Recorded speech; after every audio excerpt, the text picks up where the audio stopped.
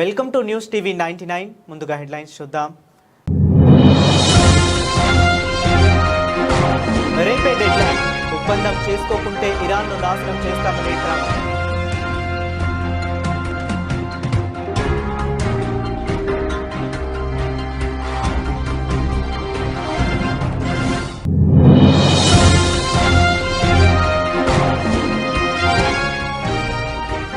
శాంతి, అభివృద్ధి కోసం కాంగ్రెస్ను అస్సాంకు దూరంగా ఉంచడం చాలా ముఖ్యం. ప్రజలకు పిలుపునిచ్చిన ప్రధాని మోదీ.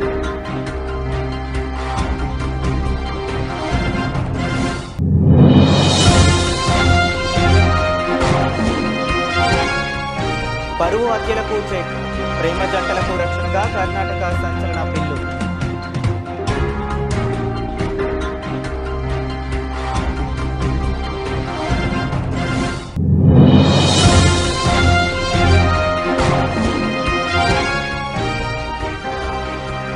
బీజేపీ చండీగఢ్ కార్యాలయంపై దాడి జరిగింది. ఐఎస్ఐఏ స్పష్టం చేసిన పంజాబ్.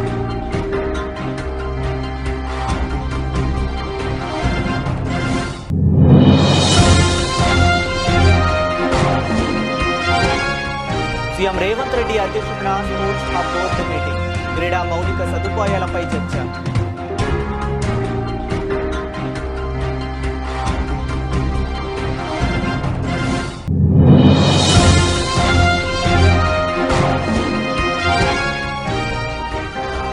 జలవనరుల సంరక్షణకు 100 రోజుల యాక్షన్ ప్లాన్ యాడికి నుంచి ప్రారంభించినట్లు తెలిపిన సీఎం చంద్రబాబు.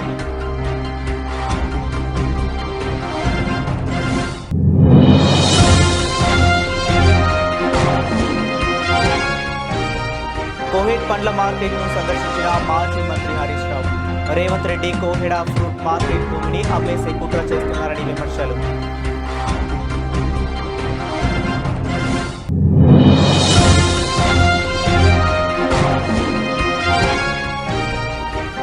అమరావతి నిర్మాణంపై ప్రభుత్వం ప్రజలను తప్పుదోవ పట్టిస్తున్నది.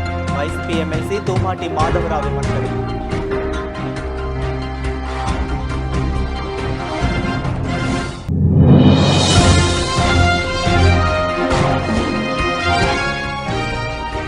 రాష్ట్రంలో బీఆర్ఎస్ బీజేపీ కుమ్మక్కయ్యాయి.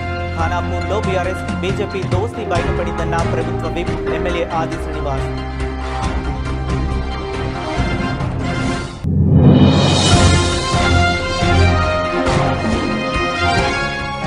చంద్రబాబు పరిపాలనలో రాష్ట్రం జంగిల్ రాజ్ మాదిరిగా తయారైంది. కూటమి పాలనపై తీవ్ర వ్యాఖ్యలు చేసిన మాజీ మంత్రి కుశశ్రీ చరణ్.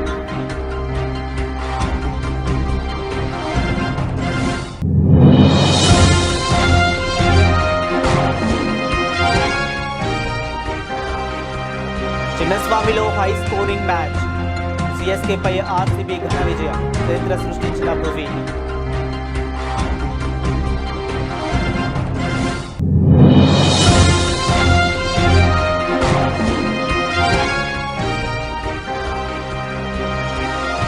పసిడి ప్రియులకు గుడ్ న్యూస్, మళ్లీ తగ్గిన బంగారం ధరలు.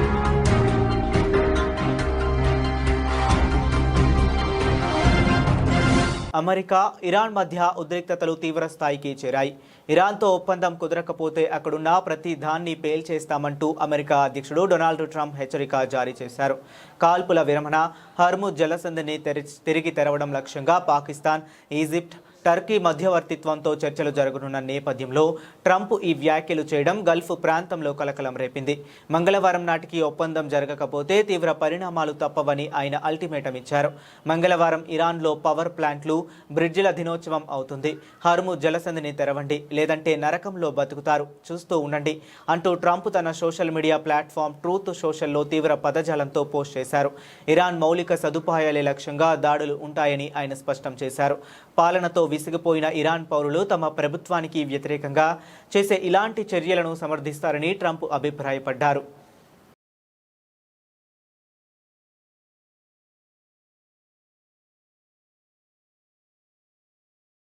అస్సాం ఎన్నికల వేళ బార్పేట్లోని నిర్వహించిన భారీ బహిరంగ సభలో ప్రధాని మోదీ పాల్గొన్నారు. ఈ సందర్భంగా మోదీ మాట్లాడుతూ జన సమూహం కాంగ్రెస్ 100 ఓటములను నమోదు చేయబోతుందని సూచిస్తుందన్నారు. గడిచిన 10 ఏళ్లు అస్సాం గుర్తింపును కాపాడుకోవటమేనే కేటాయించామని, ఇప్పుడు మనం ఈ గుర్తింపునకు ప్రపంచానికి చాటి చెప్పాలని పిలుపునిచ్చారు. శాంతి, అభివృద్ధి కోసం కాంగ్రెస్ను అస్సాంకు దూరంగా ఉంచడం చాలా ముఖ్యమని చెప్పుకొచ్చారు. विकास के काम नहीं करती, कांग्रेस शॉर्ट टर्म काम करती है ताकि उसमें करप्शन कर सके। वहीं बीजेपी एक लंबे विजन के साथ काम करने वाली पार्टी है। हम विकसित असम से विकसित भारत के लक्ष्य को लेकर चल रहे हैं और इसलिए हमने बीते 10 साल में पूरी मेहनत से काम किया है। साथियों, बीते 10 साल असम में शांति और सद्भाव की स्थापना के थे। आने वाले साल असम की समृद्धि को विस्तार देंगे। बीते 10 साल असम को असुविधा और असुरक्षा से बाहर निकालने के थे। आने वाला समय असम की आत्मनिर्भरता का होगा। बीते 10 साल असम की पहचान को बचाने के थे। अब हमें असम की पहचान को दुनिया में बुलंद करना है। करना है कि नहीं करना है? बुलंद करना है कि नहीं करना है? दुनिया भर में असम की पहचान बनानी है कि नहीं बनानी है? आपका वोट इस बार विकसित असम के निर्माण की नींव को मजबूत करने वाला है। और साथियों, आप सब जानते हैं, भाजपा जो कहती है वो करके दिखाती है।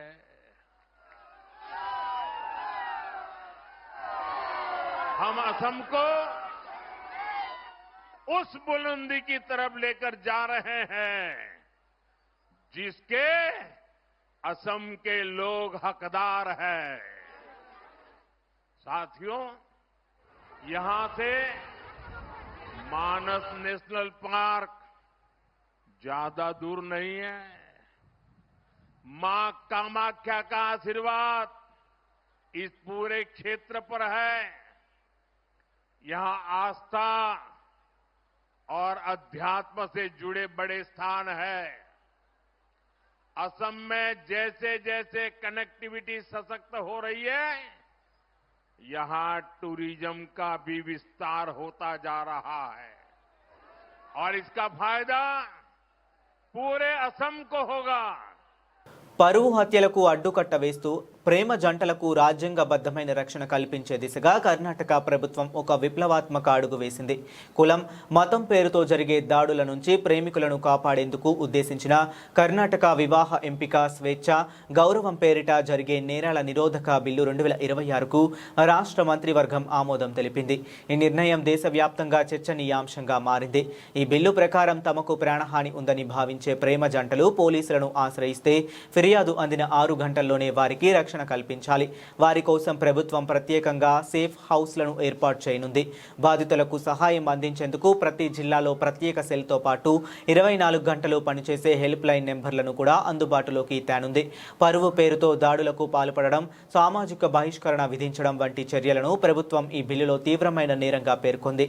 నేరం రుజువైతే నిందితులను కనిష్టంగా 5 ఏళ్ల జైలు శిక్ష నుంచి గరిష్టంగా మరణశిక్ష వరకు విధించేలా కఠిన నిబంధనలు చేర్చింది. 18 ఏళ్లు నిండిన యువతి, 21 ఏళ్లు నిండిన యువకుడు పరస్పర అంగీకారంతో వివాహం చేసుకుంటే తల్లిదండ్రులు లేదా కుల పెద్దలు అనుమతి అవసరం లేదని ఈ బిల్లు స్పష్టం చేసింది.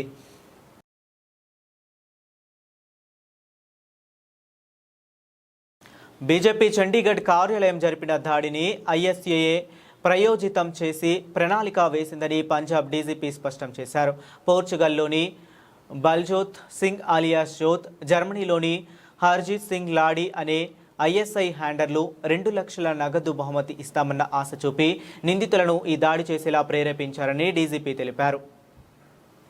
पंजाब पुलिस की काउंटर इंटेलिजेंस विंग ने एक ज्वाइंट ऑपरेशन में चंडीगढ़ ग्रेनेड अटैक के 2 मेन परपेट्रेटर्स को कल रात रेवाड़ी से गिरफ्तार किया एसटीएफ हरियाणा के सहयोग से। इनके नाम गुरतेज सिंह सन ऑफ मक्खन सिंह और अमनप्रीत सिंह सन ऑफ रंजीत सिंह हैं। दोनों ही विलेज रतनगढ़ पीएस सदर मोरिंडा के रहने वाले हैं और इसमें अमनप्रीत का पहले क्रिमिनल रिकॉर्ड है, उसकी पायस आईडी है, एक चोरी की एफआईआर मोहाली में दर्ज है और स्नैचिंग एफआईआर बिलासपुर में दर्ज है।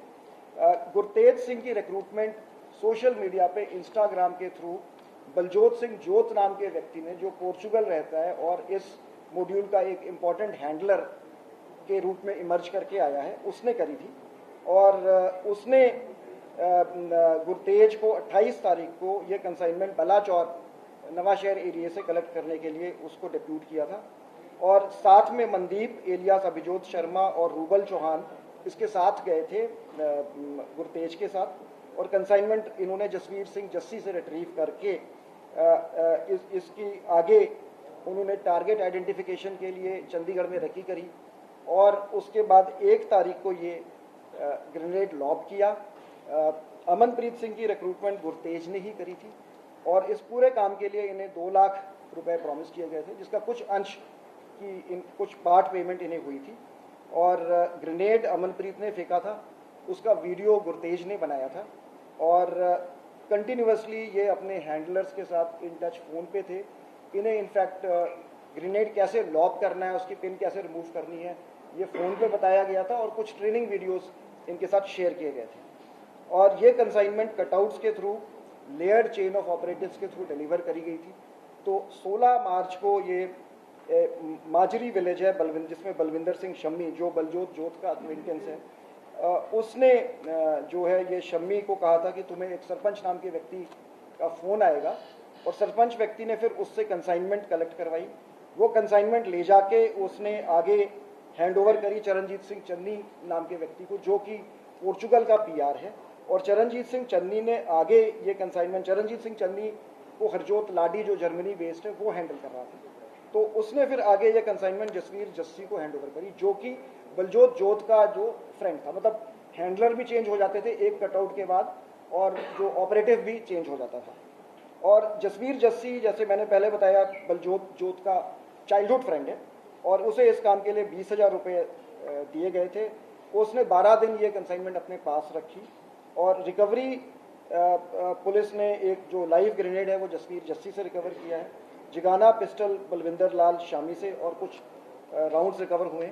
इनिशियल इसका क्लेम सुखजिंदर सिंह बब्बर के नाम से हुआ था, उसके बाद सिख टाइगर्स ऑफ खालिस्तान ने इसका क्लेम किया। दोनों ही स्यूडो एंटिटीज़ हैं और इनकी कोई कंपोजिशन नहीं है। ये लॉ एनफोर्समेंट को कंफ्यूज करने के लिए ये नाम यूज़ किए जाते हैं। క్రీడా రంగంలో హైదరాబాద్ను దేశానికి ఒక రోల్ మోడల్గా తీర్చిదిద్దాలని, అందుకు అనుగుణంగా కార్యాచరణ ప్రణాళిక సిద్ధం చేయాలని ముఖ్యమంత్రి రేవంత్ రెడ్డి చెప్పారు. గచ్చిబౌలి స్టేడియాన్ని ప్రపంచంలో ఒక అత్యుత్తమ క్రీడా వేదికగా తీర్చిదిద్దాలన్నదే తమ లక్ష్యమని చెప్పారు.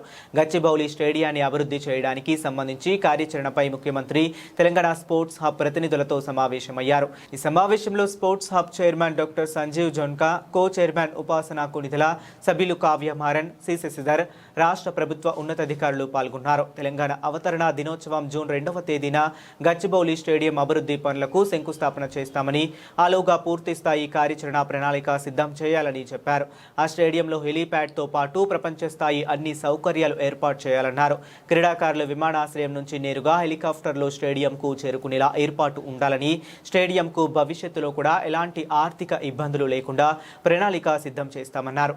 ఇప్పటికే ఆర్కిటెక్ట్ను నియమించామని తెలిపారు. స్టేడియం అభివృద్ధి విషయంలో బోర్డుకు పూర్తి స్వేచ్ఛ ఇస్తున్న దీర్ఘకాలంలో తెలంగాణలో క్రీడల అభివృద్ధి మా లక్ష్యం. ఒలింపిక్ క్రీడలను కూడా హైదరాబాద్లో నిర్వహించే స్థాయిలో సదుపాయాలు ఉండాలి. చైనాలో క్రీడా సౌకర్యాలను మించిన సదుపాయాలు కల్పించాలి. లక్షల సంఖ్యలో ఉన్న ఐటీ, ఇతర ఉద్యోగులను ఆకర్షించడానికి పెద్ద పెద్ద స్క్రీన్లను ఏర్పాటు చేయాలి అని బోర్డు సభ్యులకు సూచించారు.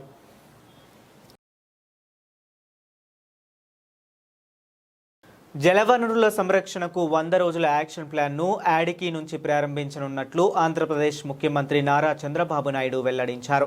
ఈరోజు అనంతపురం జిల్లా తాడిపత్రి నియోజకవర్గంలో చంద్రబాబు పర్యటిస్తున్నారు.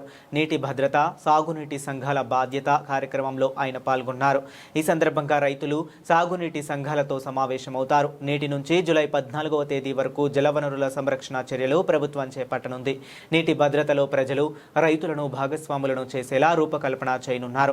జల సంరక్షణకు 60,000 మంది సాగునీటి సంఘాల సభ్యుల ద్వారా చర్యలు చేపట్టనున్నారు. దీనికి సంబంధించి ఇప్పటికే అన్నమయ్య జిల్లాలో ప్రభుత్వం ఉత్తమ ఫలితాలను రాబట్టింది. భూగర్భ జల మట్టాలను పెంచేందుకు మిషన్ మోడల్లో ప్రభుత్వం ముందుకు సాగుతుంది. వేసవిలో 6 కిలోమీటర్లు, వర్షాకాలం తరువాత 3 కిలోమీటర్ల మేర భూగర్భ జలాలు ఉండేలా కార్యాచరణ చేపట్టారు. సమగ్ర నీటి వినియోగంతో పాటు వీలైనంత ఎక్కువ వర్షపు నీటిని ఒడిసిపట్టేలా ప్రణాళికలు రూపొందిస్తున్నారు. భవిష్యత్తులో నీటి అవసరాలు పెరగనున్న నేపథ్యంలో ముందుగానే ప్రభుత్వం సిద్ధమవుతుంది. నీటి వనరులను రియల్ టైంలో మానిటరింగ్ చేసేందుకు ఇప్పటికే అవేర్ 2.0ను ప్రభుత్వం తీసుకువచ్చింది. కూడా మీరు ఆలోచించుకోవాలి. ఇప్పుడే ఇక్కడ ఒక రైతు చెప్పాడు, ఒకప్పుడైతే నేను వచ్చేవాడిని అనంతపూర్కి. వచ్చినప్పుడు ఎన్ని సమస్యలు అంటే 10 సంవత్సరాల్లో 8 సంవత్సరాలు పంటలు వచ్చేటివి కాదు, నీళ్లు కూడా సరిగా ఉండేటివి కాదు. ఒకసారి అందరూ అడిగారు, కనీసం వేరుశనగ పంట వేస్తున్నాం, మాకు ఇబ్బందులు ఉన్నాయి, కనీసం ఇన్పుట్ సబ్సిడీ ఇవ్వండి, కనీసం పెట్టుబడి ఖర్చులు విత్తనాల కన్నా ఇచ్చే బాధ్యత తీసుకోమంటే మొట్టమొదటిసారిగా ఇన్పుట్ సబ్సిడీ ప్రారంభించింది ఈ అనంతపూర్ జిల్లా నుంచి అని చెప్పి మరొకసారి మీ అందరికీ తెలియజేస్తున్నాను. రేవంత్ రెడ్డి కోహెడ ఫ్రూట్ మార్కెట్ భూమిని అమ్మేసే కుట్ర చేస్తున్నారని మాజీ మంత్రి ఎమ్మెల్యే హరీష్ రావు ఆరోపించారు. సోమవారం రంగారెడ్డి జిల్లా కోహెడ పండ్ల మార్కెట్ను మాజీ మంత్రి హరీష్ రావు సందర్శించారు. వ్యాపారులు ఎదుర్కొంటున్న సమస్యలు అడిగి తెలుసుకున్నారు. ఈ కార్యక్రమంలో సబితా ఇంద్రారెడ్డి, మాజీ ఎమ్మెల్యే మంచిరెడ్డి కిషన్ రెడ్డి పాల్గొన్నారు. ఈ సందర్భంగా హరీష్ రావు మాట్లాడుతూ 15 కోట్లకు 1 ఎకరం అంటే 200 ఎకరాలకు 3,000 కోట్ల రూపాయల విలువైన భూమిని దళారులకు కట్టబెడుతున్నారని అన్నారు. కేరళ నుంచి దళారులు వచ్చి లీలా హోటల్లో చర్చలు జరిపినట్లు సమాచారం కూడా ఉందన్నారు. ఈ భూమిని మింగే కుట్ర చేస్తా ఉన్నారు, ఈ భూమిని మాయ చేసే ప్రయత్నం చేస్తా ఉన్నారు. ఈ 200 ఎకరాలంటే ఇందాక సబితక్క అన్నారు, కిషన్ అన్న అంటున్నాడు, ఇక్కడ 15 కోట్లకు ఎకరం ఉంటుంది సార్ అంటున్నారు. అంటే ఈ 200 ఎకరాలంటే 3,000 కోట్ల విలువ కలిగిన భూమి. ఈ 3,000 కోట్ల విలువ కలిగిన భూమిని టీజీఐఐసికి ఇచ్చి అక్కడి నుంచి తమ అనుయాయులకు కట్టబెట్టే ప్రయత్నం. మొన్ననే వచ్చిందట ఎవరో మద్రాసుకి వెళ్ళి బంటి చెప్తుండే, లీలా హోటల్లో చాలా లీలాలు జరిగినాయి అని చెప్తుండే. కేరళకి వెళ్ళి ఎక్కడి నుంచి ఎవరో వచ్చి భూమి చూసిపోయారట. ఆల్రెడీ కేరళకి వెళ్ళి కొందరు వచ్చేసి ఇదంతా దిగిందట, చూసిందట, లీలా హోటల్లో దిగిందట, కొంతమంది మనోళ్ళు పోయి మాట్లాడిందట. సో అయితే మనోళ్ళు అంటే మన పార్టీ వాళ్ళు కాదు, ఇక్కడ ఉండే ఎమ్మెల్యే గారు, ఇక్కడ ఉండేటువంటి నాయకులు, కాంగ్రెస్ నాయకులు పోయి వాళ్ళతో మాటలు ముచ్చట్లు అయినాయట. నేను అంటున్నా, రేవంత్ రెడ్డి గారు ఈ మార్కెట్ కడితే ఇక్కడ దాదాపు రోజు 25-30 వేల మంది రైతులు వస్తారు కదా.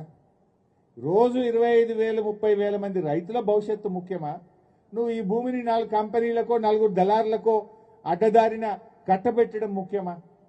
ఏది ముఖ్యము? ఒక ముఖ్యమంత్రి దళారుల కోసమో వ్యాపారుల కోసం పనిచేస్తాడా? లక్షలాది మంది రైతుల భవిష్యత్తు కోసం ఆలోచన చేయాలన్నా ముఖ్యమంత్రి? ఇప్పుడు నువ్వేం చేసినావు? ఈ భూమి టీజీఐసికి ఇస్తా, ఆన్నెన్నో గుట్టల పొన్న దిల్ భూములు ఉన్నాయి, ఆడ మీకు ఇస్తా అని అంటుండట. ఆ దిల్ భూముల సంగతి తెలియదా మనకు? ఆ దిల్ భూముల మీద ఆంధ్రప్రదేశ్ ప్రభుత్వం, ఈ దిల్లో మాకు కూడా వాటా ఉంది, ఈ దిల్ భూములు షెడ్యూల్ 9 కింద ఉంటాయి. దిల్ అంటే దక్కన్ ఇన్ఫ్రాస్ట్రక్చర్ లిమిటెడ్. ఇది ఏపీ హౌసింగ్ బోర్డులో ఒక సంస్థ. అమరావతి నిర్మాణంపై ప్రభుత్వం ప్రజలను తప్పుదోవ పట్టిస్తున్నదని వైసీపీ ఎమ్మెల్సీ తూమాటి మాధవరావు విమర్శించారు. ఢిల్లీలోని ట్రిబ్యునల్కు ఒక విధంగా నివేదిక ఇచ్చి ఇక్కడ మాత్రం 2028-29 నాటికి పూర్తి చేస్తామని చెప్పడం మోసపూరితమని అన్నారు.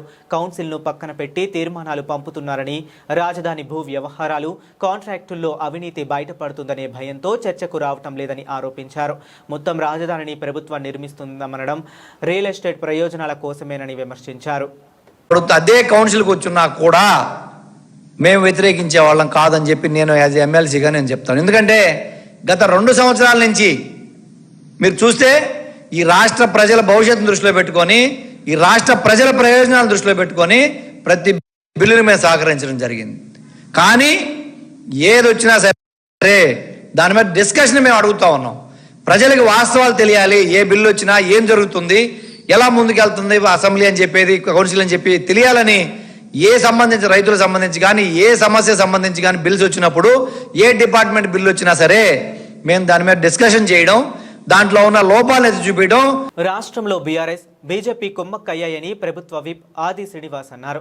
నిన్న జరిగిన మున్సిపల్ చైర్మన్ ఎన్నికల్లో రెండు పార్టీలు కలిసి పదవులు పంచుకున్నాయని ఆరోపించారు. ఖానాపూర్లో బీఆర్ఎస్ బీజేపీ దోస్తీ బయటపడిందని విమర్శించారు. తెలంగాణ రాష్ట్రంలో బీఆర్ఎస్ బీజేపీ రెండు పార్టీలు కూడా కుమ్ముక్కయ్యాయి. తాజాగా జరిగినటువంటి మున్సిపల్ ఎన్నికల్లో రెండు పార్టీలు కుమ్ముక్కయ్యాయి. నిన్నటి రోజు జరిగినటువంటి ఇబ్రహీంపట్నం మున్సిపల్ ఎన్నికల్లో, ఈ రోజు ఖానాపూర్ మున్సిపల్ జరిగినటువంటి ఎన్నికల్లో బీజేపీకి చైర్మన్ పదవి ఇచ్చి వైస్ చైర్మన్ పదవిని బీఆర్ఎస్ పార్టీ తీసుకున్నటువంటిది. అంటే మొదటి నుంచి మేము చెప్తా ఉన్నాం, బీజేపీ బీఆర్ఎస్ పార్టీలు రెండు కూడా ఫెవికాల్ బంధంతో, విడదీయరాని బంధం, ఫెవికాల్ తో అతుకున్నది ఎలా ఉంటుందో అలా ఉంటుందని చెప్పని మేము మొదటి నుంచి కూడా చెప్తున్నాం. నిదర్శనమే మాట చెప్తున్నాం.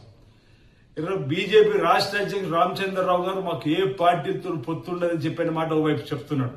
మరి ఈ అంశం వారి దృష్టికి రాలేదా, ఈ విషయం వారికి తెలదా అని అంటున్నా.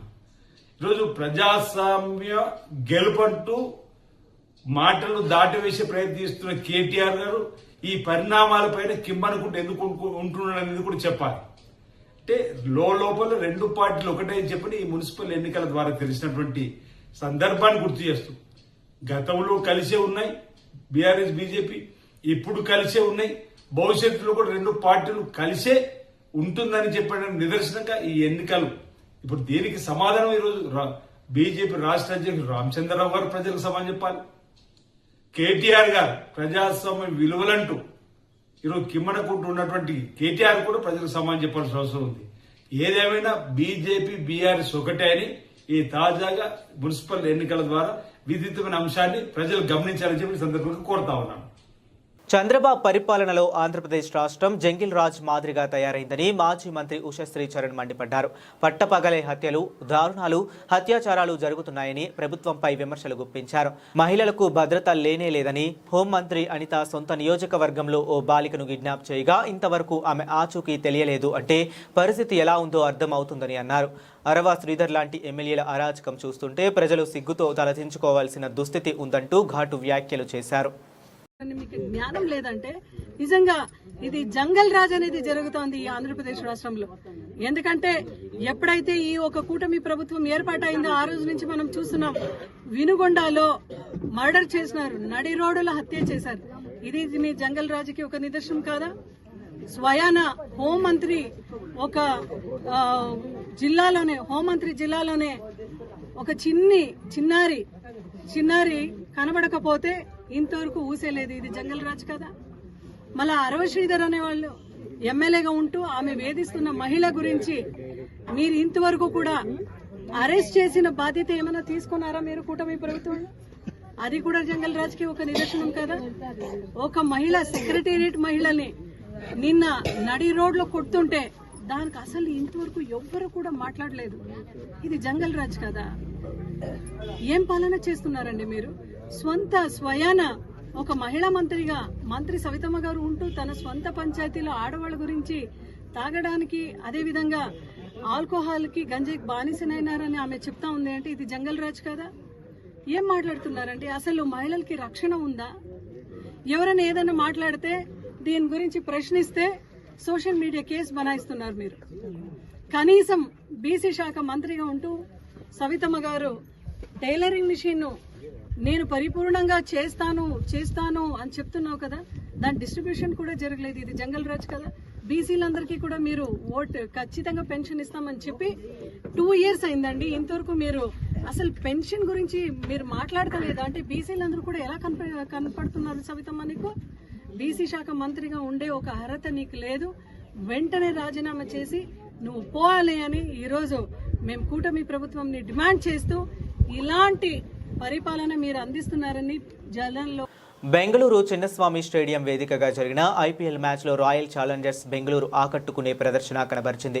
పరుగుల వరద పారిన ఈ హై స్కోరింగ్ మ్యాచ్లో చెన్నై సూపర్ కింగ్స్ పై 43 పరుగుల తేడాతో ఆర్సీబీ ఘన విజయం సాధించింది.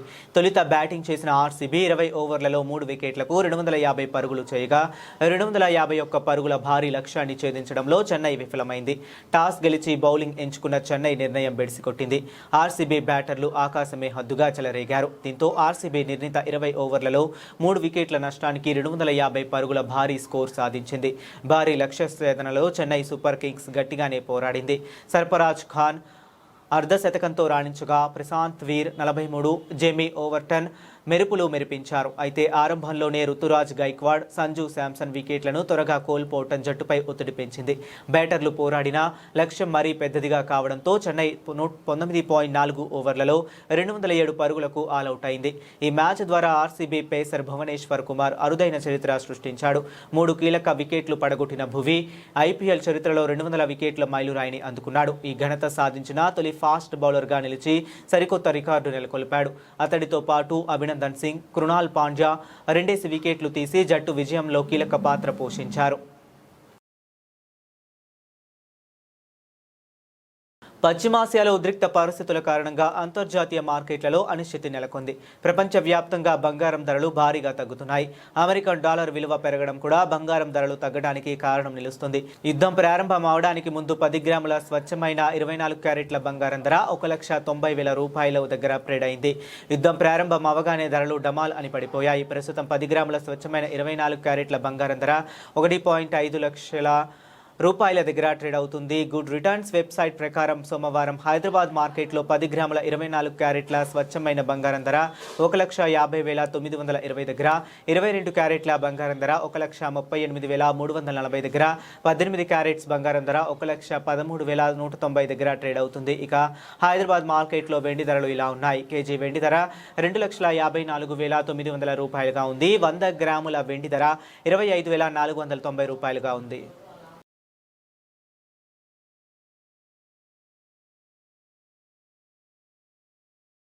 బులెటిన్ ముగించే ముందు మరొకసారి హెడ్లైన్స్ చూద్దాం.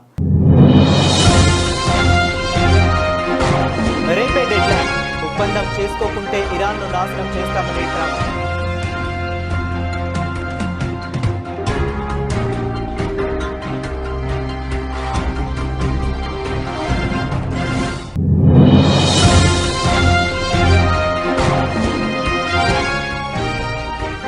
శాంతి, అభివృద్ధి కోసం కాంగ్రెస్ను అస్సాంకు దూరంగా ఉంచడం చాలా ముఖ్యం. ప్రజలకు పిలుపునిచ్చిన ప్రధాని మోదీ.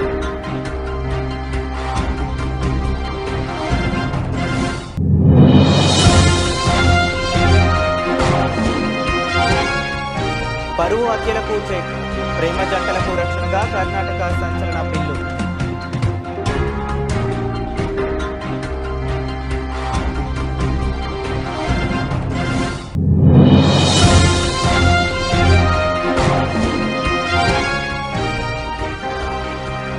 బీజేపీ చండీగఢ్ కార్యాలయంపై దాడి జరిగింది. ఐఎస్ఐఏ స్పష్టం చేసిన పంజాబ్.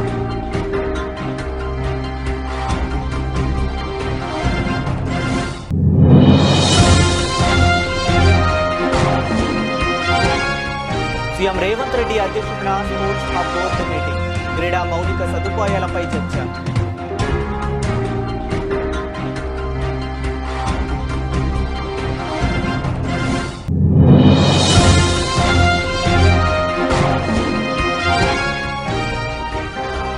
జలవనరుల సంరక్షణకు 100 రోజుల యాక్షన్ ప్లాన్ యాడికి నుంచి ప్రారంభించినట్లు తెలిపిన సీఎం చంద్రబాబు.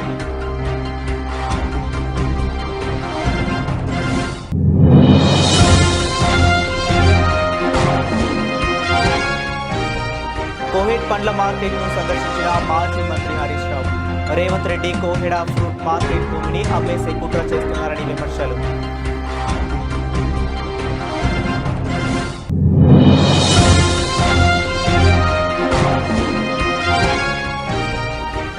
అమరావతి నిర్మాణంపై ప్రభుత్వం ప్రజలను తప్పుదోవ పట్టిస్తున్నది. వైసీపీ ఎమ్మెల్సీ తూమాటి మాధవరావు విమర్శలు.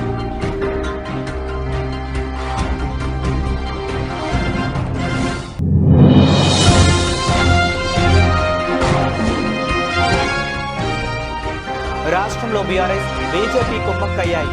ఖానాపూర్లో బీఆర్ఎస్ బీజేపీ దోస్తీ బయటపడిందన్న ప్రభుత్వ విప్ ఎమ్మెల్యే ఆది శ్రీనివాస్.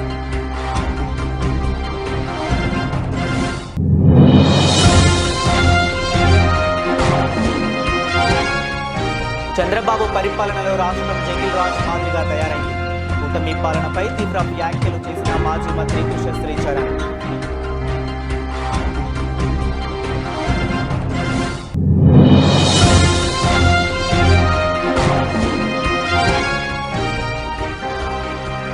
చిన్నస్వామిలో high scoring match. సిఎస్కేపై ఆర్సీబీ ఘన విజయం. చరిత్ర సృష్టించిన భువి.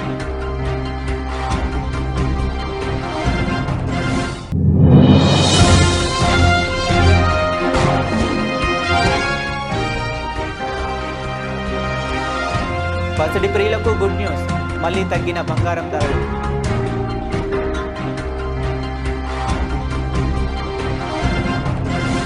ఇవి ఇప్పటి వరకు ఉన్న అప్డేట్స్. మరిన్ని అప్డేట్స్ కోసం కీప్ వాచింగ్.